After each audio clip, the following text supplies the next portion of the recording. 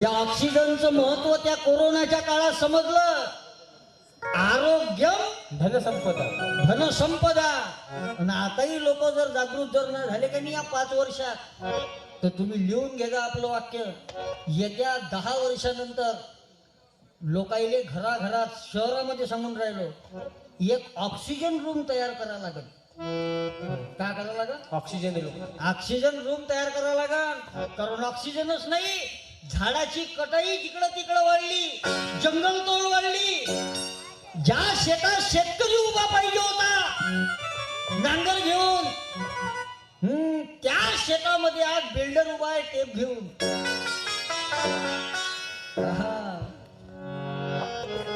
पर्यावरण पूर्ण संपून गेलं. म्हणून तर या संत महापुरुषाच्या विचाराची गरज आज भासते माणसाले.